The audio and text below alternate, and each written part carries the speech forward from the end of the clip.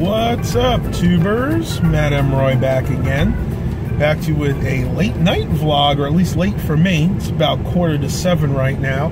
Heading back over to the thrift store. This will be the third time that I've been there today.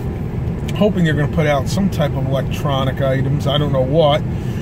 Lately they haven't hardly had anything. I found like a mod or two there, but that's about it. And I'm talking about our local thrift store, not the ones at the other end of town.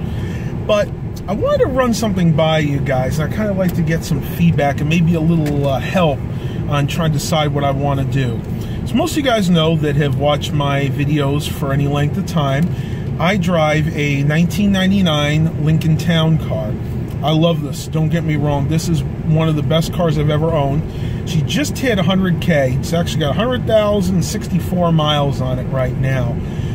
I'm thinking about getting rid of this car. I know you guys are going to say, Matt, what are you talking about? You've always said you love this car. I do, but here's the problem. As I'm starting to grow my business and need to get more product in, this car is becoming a hindrance because I don't have enough room for the really big hauls. As you guys know, lately I've been getting, you know, at times 15, 20 plus computers in, and shoving them into this car has become very tiresome. Not only do I have to put them all in the, I put about half of them in the trunk, I have to put half of them in the back seat, and the rest I put on the front seat. And I don't like doing that because these are leather seats. I know eventually I'm going to wind up tearing the you-know-what out of these seats. So here's my idea. I've been thinking for a while about getting either a truck or an SUV. Excuse me, a little dry today. I know that my other, one of my YouTube subscribers, Vlogging Life, just got like a brand new F-150. I wouldn't be going that way, probably. But what I am thinking about is something maybe like a Chevy Tahoe, a Ford Explorer. Wouldn't even be objectionable to some type of van. Now, here's the problem. The funds. I need to save up quite a bit to be able to do this. I would be selling this car, which I figure I could get maybe $2,500, maybe $3,000 on a good day for it. So let's say I can get $3,000 for this car, and then I can add maybe another $1,000 or so that I might be able to save up. Around here, at least in the Hampton Roads area of Virginia, you can get a fairly nice used, maybe 2002 to like 2004 Chevy Tahoe, Ford Explorer, something like that, for around $4,000 to $5,000. And they're usually, mileage-wise, they can vary anywhere between 130 to 200K. Now, bear in mind, I am not going to go with one that has over 200,000 miles because you just get way, way too many problems. And this is by no means definite. This is just something I have been thinking about for a while. It's something that's been at the back of my mind, and I kind of just went over it with Mom and Dad. Mom thinks it's a good idea. Dad's not so sure, and I think the reason he's saying this is because if he knows I buy a new vehicle or get another used vehicle, he's going to wind up having to do a lot of the work, and we already know what's involved with this car, and I totally get that. Like I said, I know this car is in good shape, so I just want to get your guys' feedback. Let me know what you think. Let me know if you guys have, like me, switched from a car to something like a truck or an SUV.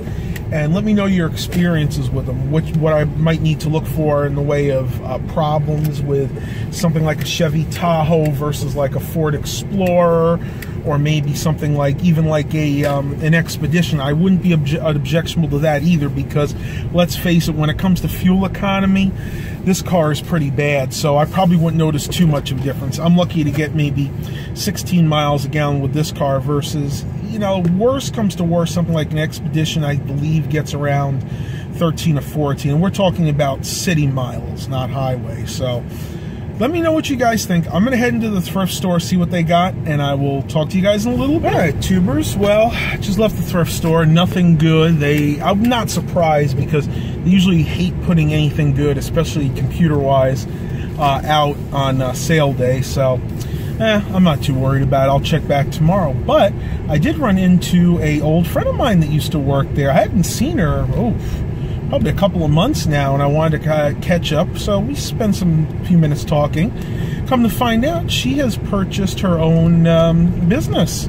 She's doing like pressure washing and, you know, detailing, stuff like that. So yeah, it's nice. Local girl makes good. I'm glad to hear it, because she really needed to get out of that situation. Lately, I've heard a lot of bad things going on in that thrift store. Even though I still like shopping there, I don't think they necessarily treat their employees right. And it's really a shame, because it's something that we need in this area, is our good thrift stores, and there are so few of them, at least in my immediate vicinity.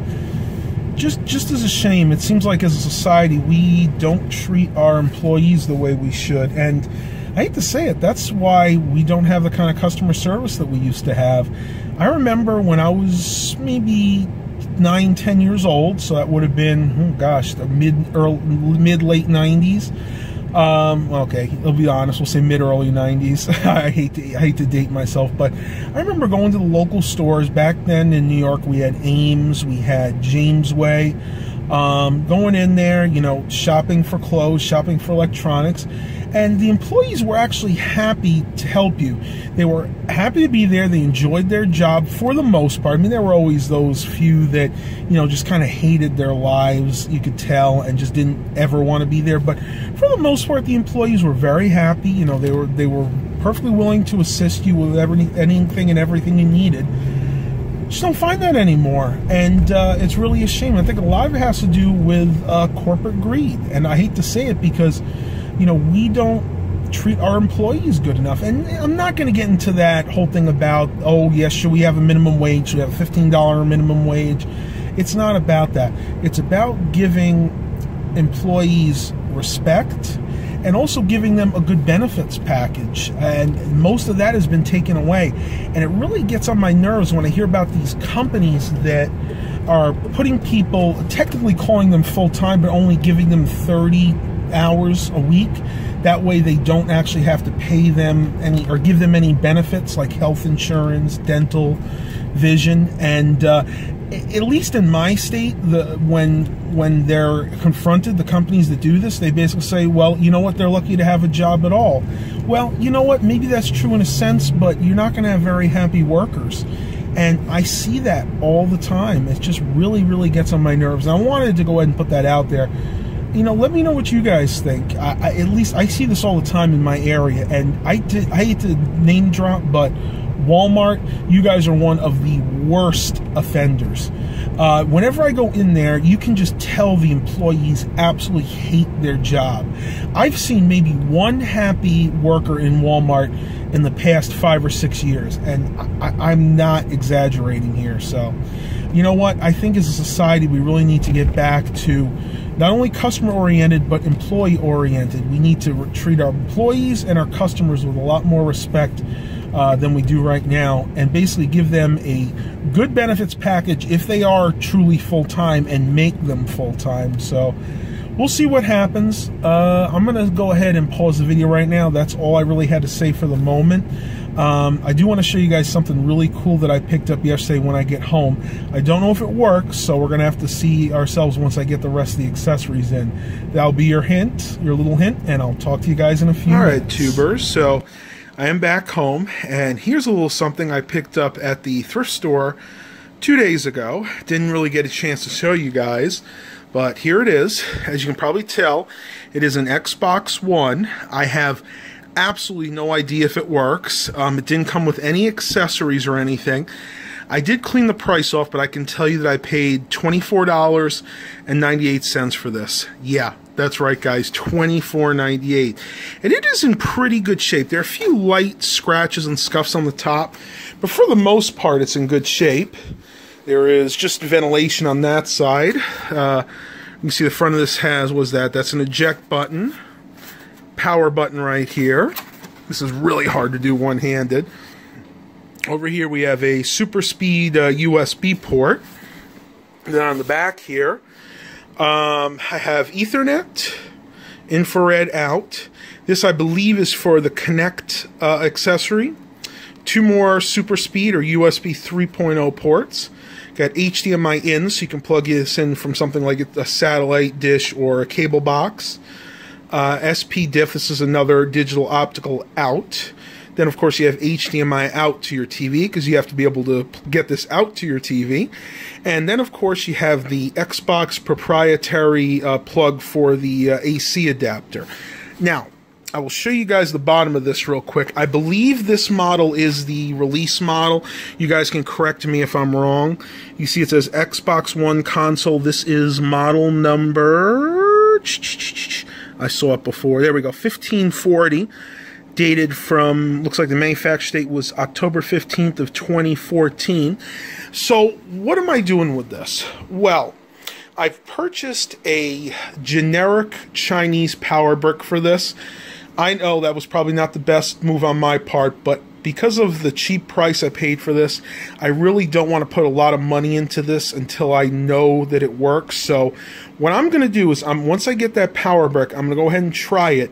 If it does work, I am going to order a controller. I don't even actually have to have a controller because there is an app that you can get for your phone where any Android or iPhone can control it. So that's what I'm planning on doing with this. I will try to add that into the vlog one day when I test this. Like I said, I have no idea if it works, guys. It could be a total dud. What I'm actually hoping is this was donated by one of the stores as a tax write-off. It could have very well been a display model that they were using in one of the big box stores around here, something like Best Buy, or even Sears before they closed. So just wanted to show that to you really quick. I thought it was a really cool find, and I can't wait to actually give this a try and see if it works. All right, tubers, I'm going to go and end the vlog here, but once again, before I do, I wanted to show you guys this beautiful, beautiful glass table that we picked up from Aldi a few days ago. Actually, it was more about a week ago, but we just got around to installing it and assembling it. This table, I kid you not, was $50, and we needed to replace the other glass table we had that was pretty much exactly the same. But what had happened was Dad was mowing the grass one day and threw a rock up and totally shattered the glass. But, I mean, for $50, you cannot go wrong. And $50, you got the table. We already had the post for the umbrella that sits underneath here and just goes through the table. We have not put the umbrella up yet because it was raining yesterday, and we just figured we'd wait until it had pretty much stopped raining, which it did today, but we didn't have a chance, so probably get to that tomorrow, hopefully. But we got all the chairs out, and the patio stuff is all nice and arranged. I'm not sure why Mom folded that back down, but I'll fix that before I go inside. But yeah, I cannot believe that this table was so inexpensive. So if you guys have an Aldi near you, go ahead and check it out. All right, $50. And before I let you go for today, I do want to remind you that I am still doing the giveaway. As soon as I hit 5,000 subscribers, and I know that we can do it, we are getting so close.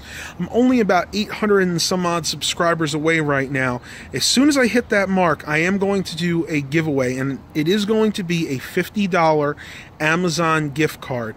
I'm just going to do a basic giveaway. Basically, I'll probably have you guys just write a comment, and I'll use one of the random generators on YouTube, online to basically choose the winner. But go ahead and click that subscribe button. If you really enjoy my videos and you like seeing them on a regular basis, just spend that extra minute and go ahead and click that subscribe button right below. It doesn't take but a few seconds, and it will make all the difference in the world.